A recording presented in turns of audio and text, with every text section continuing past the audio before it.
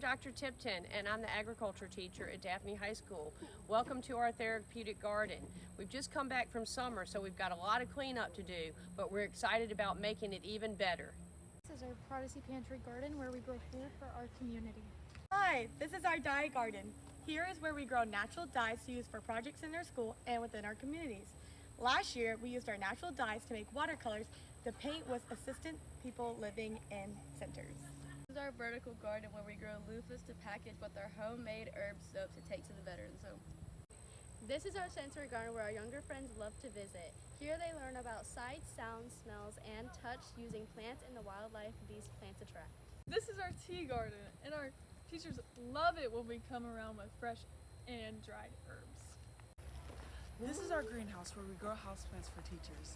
We are learning about biophilic design and the value of having plants inside as well as outside.